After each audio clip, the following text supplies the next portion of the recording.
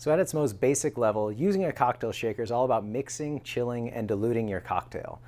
A super important ingredient that most people overlook is actually the ice that you use in your shaker.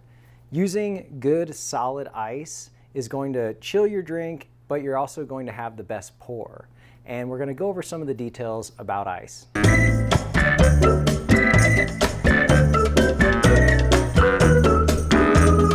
So let's talk about ice. With ice, you've got different sizes, different shapes, and different densities.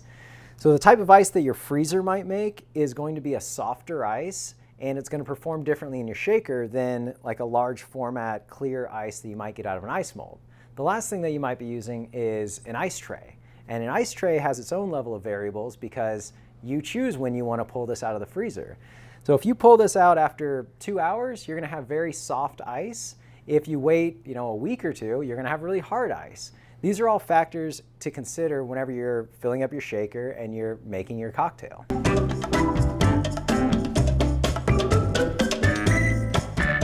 So depending on the type of ice that you're using, you may want to dial in the way that you're shaking your cocktail. If you're using freezer ice, it is going to be softer and it may break up if you do a really vigorous hard shake. That doesn't mean you can't get a nice chilled down cocktail after 12 to 15 seconds of just a normal shaking experience.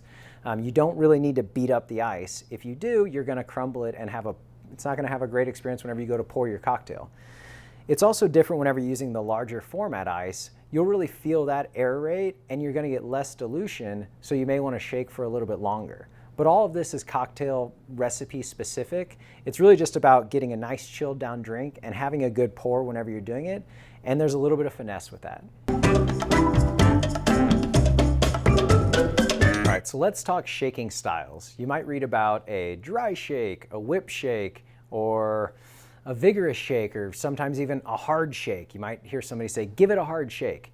Well, with that, you have to keep the ice that you're using in mind, because doing a nice even shake will chill down the drink. What you don't want to do is crush the ice whenever you're shaking, because in that case it's going to clog the strainer, and it'll actually clog any strainer that you use. So ultimately the objective of the ice is just to chill down the drink and get a proper amount of aeration and dilution without crumbling the ice.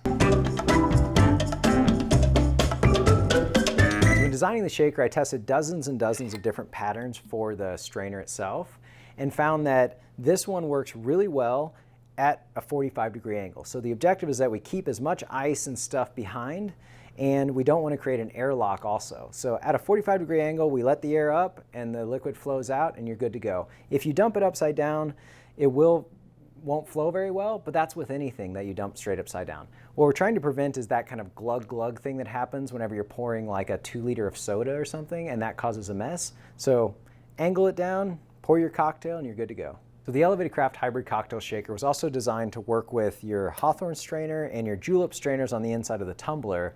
And some recipes also call for double straining, which you can do with this as well. So if you want to nerd out with me and talk more about ice and about shaking techniques and all that fun stuff, I do recommend that you join the Elevated Craft crew on Facebook. It's our private Facebook group. And you can also get inspiration on there with recipes and just see other tips and tricks from around the world, really.